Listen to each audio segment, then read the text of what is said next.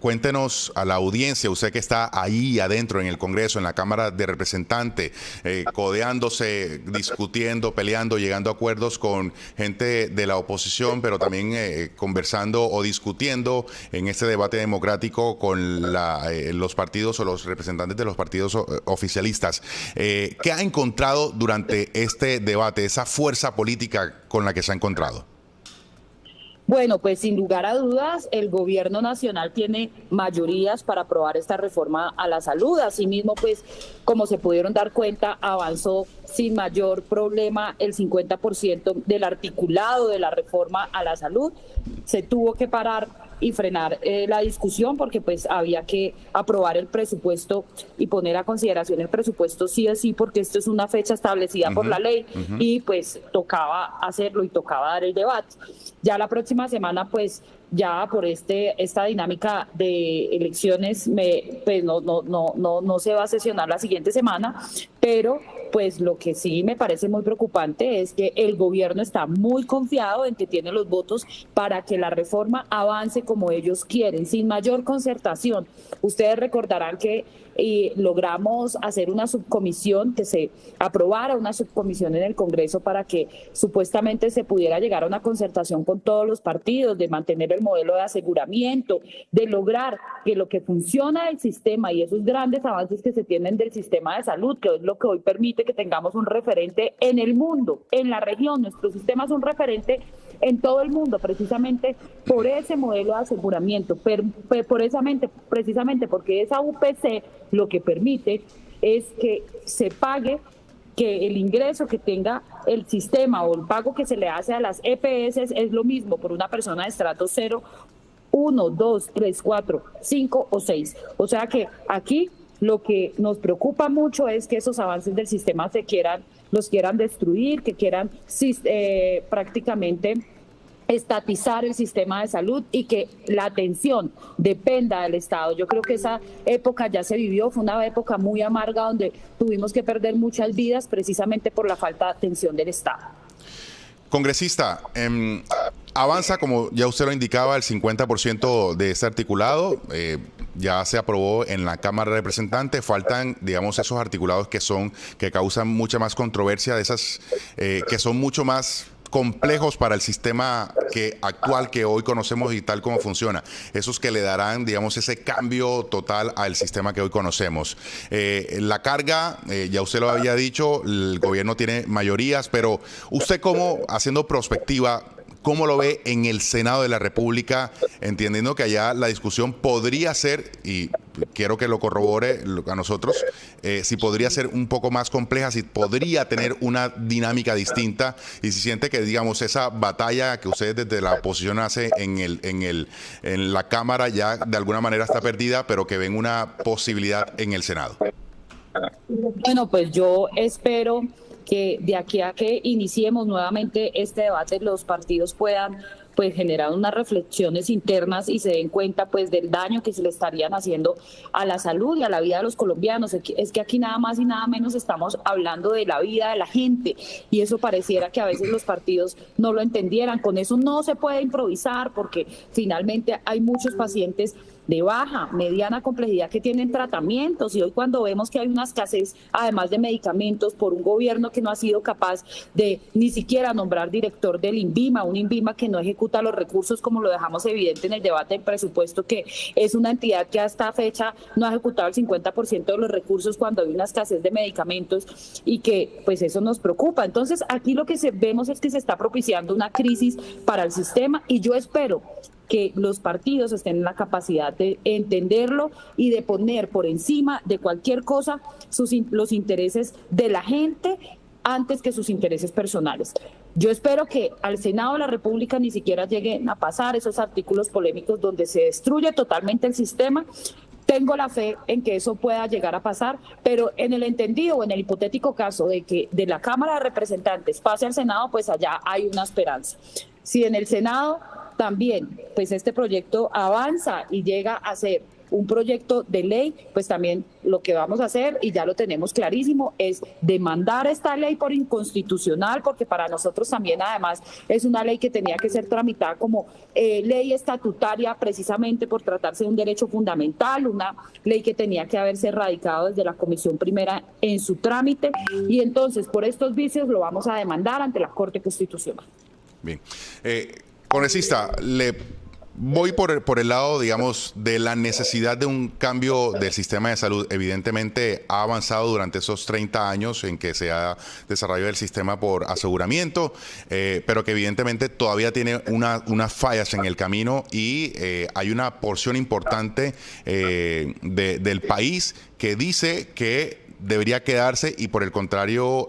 que debería quedarse como está y ajustar eso que no está bien. Pero hay otra porción importante del país que es muy afín al gobierno nacional también, a la idea del presidente Gustavo Petro de que se cambie todo, porque en esos 30 años lo que ha sido es enriquecer a unos muy pocos, y que el sistema de aseguramiento es más un negocio a la salud y que no propende justamente por garantizar ese derecho fundamental a la ciudad. ¿Usted qué le responde a esa importante población de colombianos que dice que el sistema es fallido? Nosotros como partido hemos venido reconociendo las fallas del sistema. Hay muchísimo por mejorar. Yo creo que todos los sistemas del mundo tienen siempre pues por mejorar muchas cosas. Uno de esos sistemas es el nuestro, que sin lugar a dudas tiene unos problemas muy complejos, sobre todo en los territorios, donde pues la atención es precaria, donde vemos cómo se quiebran los hospitales públicos sin que les paguen, donde vemos cómo no les pagan a los profesionales de la salud. Y uno de esos problemas también grandes que tenemos en nuestro sistema es la problemática de no poder tener mayores especialidades o mayores especialistas para que puedan atender enfermedades, patologías pues muy complejas. Entonces aquí pues a eso lo que pues, deberíamos de estarle apuntando, a una reforma que mejore todas estas problemáticas que hoy tenemos, la imposibilidad de que un médico se pueda especializar,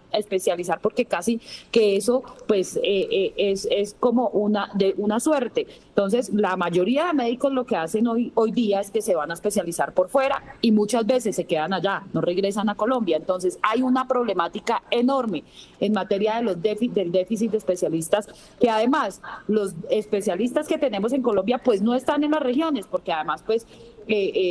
sus condiciones laborales tampoco se lo permiten pues para poder retenerlos en las regiones. Entonces aquí tenemos la primera problemática. Otra de las problemáticas que tenemos es la falta de inversión en infraestructura de salud en los territorios. Para esto no necesariamente se necesita una reforma a la salud. Aquí lo que se necesita es una clara inversión del Estado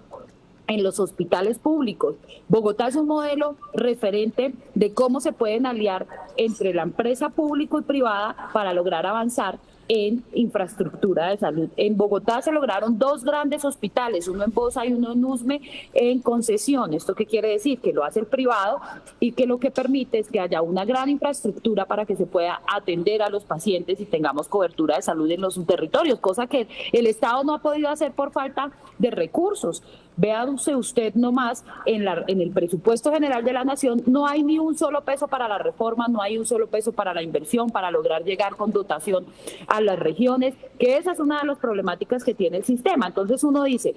claro, están tramitando una reforma, pero no le están dando recursos al sistema, que es lo coherente, es lo que debería ser coherente. Es más importante que el sistema tenga recursos, inclusive que se tramite una reforma, porque muchos de los problemas que tiene el sistema es problemas precisamente por falta de recursos en las regiones, por falta de llegar a esos lugares más apartados, y además, adicional a eso, hay unos temas identificados que le llamamos en el sistema determinantes sociales, y es la falta de vía, la falta de acceso potable, la falta de muchas personas también de poder en sus territorios lograr tener pues un acceso efectivo al sistema de salud. Entonces, pues todos estos son temas que se requiere inversión social, por supuesto, y una voluntad presupuestal del Estado, sin necesidad de la reforma. Otra de las problemáticas que tiene el sistema es que no funciona la inspección, vigilancia y control. No es el problema de aseguramiento, o no es el modelo de aseguramiento el que está mal. Lo que está mal es que desafortunadamente la superintendencia es una entidad muy politizada que pues no ha hecho la tarea como debe ser en materia de inspección y vigilancia. Y por eso hemos visto muchas de las EPS que han quebrado y que pues se han robado los recursos y que han terminado involucradas en escándalos de corrupción. En esa línea, congresista, mire, cuando arrancó este modelo de aseguramiento, arrancó un centenar de EPS. Hoy quedan menos de 20. Esas que se han desaparecido le han dejado deudas a las clínicas y hospitales, es decir, no le pagaron los servicios que le prestaron. Se asegura que esa deuda está entre los 20 y los 30 billones de pesos, que nadie va a responderle a esas clínicas y hospitales. Es decir, el manejo de los recursos de nivel estatal que pasan por las EPS para pagarle luego a las clínicas y hospitales, ese dinero, ese tránsito entre la EPS y las clínicas y hospitales se perdió justamente por ese problema, digamos, de administración en las EPS. Ese problema hay que atacarlo porque, digamos, eventualmente podría volver a pasar independientemente de las capacidades de la superintendencia financiera, porque si quizá esa no funcionara, se hubiesen intervenido EPS como lo ha hecho justamente para garantizar la continuidad y mantenimiento del sistema. Ahí hay un problema que hay que resolver, congresista. Totalmente de acuerdo, y este es un problema que es de inspección y vigilancia. O sea, aquí es muy importante ese rol que tiene el Estado de lograr hacer bien su trabajo, de reforzar esa inspección y vigilancia y precisamente de entregarle la capacidad, sea la ADRES, sea la superintendencia, la que haga esas auditorías y haga esa inspección y vigilancia concreta en esas EPS que no lo está haciendo bien. Pero miren, es que le hace mucho daño la narrativa de que entonces porque estas EPS se quebraron y efectivamente yo reconozco que hicieron las cosas mal y terminaron involucradas en temas de corrupción o en escándalos de corrupción, pues no podamos reconocer que hay EPS que lo hacen bien, EPS como Sura, EPS como Sanitas, EPS como muchas de las EPS que hoy tienen millones de usuarios y que son las encargadas de hacer la prestación del servicio. O sea, ¿por qué no cogemos con estas EPS, miramos qué es lo que se está haciendo bien y cómo lo implementamos con los otros, pues con los otros prestadores del servicio? Entonces, aquí hay que tener muy claro cuál va a ser el rol que van a ejercer de ahora en adelante estas prestadoras, porque lo que la reforma dice es que de ahora en adelante se van a dedicar a auditar cuentas y prácticamente hacer labores administrativas, y por eso les van a pagar, cosa pues con la que no estoy de acuerdo, porque primero, pues unas EPS como las que son Sanitas, Sura, que tienen inversión privada, porque aquí el problema no es el privado, es que esa es una de las primeras, digamos, como de los primeros mitos que deberíamos de borrar de esta discusión, y es que el privado es malo. No, el privado no es malo, el privado trae inversión, cuando el privado construye clínicas, cuando el privado hace parte y es un aliado estratégico de esta red. Entonces es muy importante trabajar de la mano del privado. Es más, yo le quiero decir algo, los hospitales públicos, la mayoría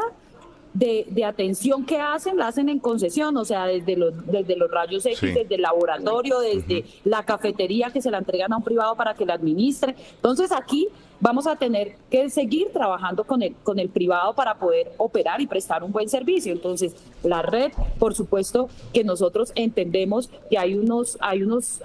mucho por mejorar, sobre todo, por ejemplo, en esa prevención que se necesita en el sistema para que la salud sea preventiva y no correctiva. Entonces, pues eso no se necesita reforma a la salud para hacerlo. Lo que se necesita es empezar a trabajar de la mano del ministerio y de las EPS para ver cómo están aplicando sus planes de prevención, cómo están llegando a los territorios, por qué no le están llegando los medicamentos al adulto mayor a domicilio como debería estar pasando hoy en día, y por qué no se ha mejorado la atención a todos estos pacientes, sobre todo adultos mayores, que son los que más frecuentan el sistema. Y la última, señora Arbeláez. Hay versiones, hay hipótesis que están apuntando a que el trámite legislativo es que tiene podría tener algunos problemas, vicios de forma, es adrede y que el gobierno nacional lo sabe,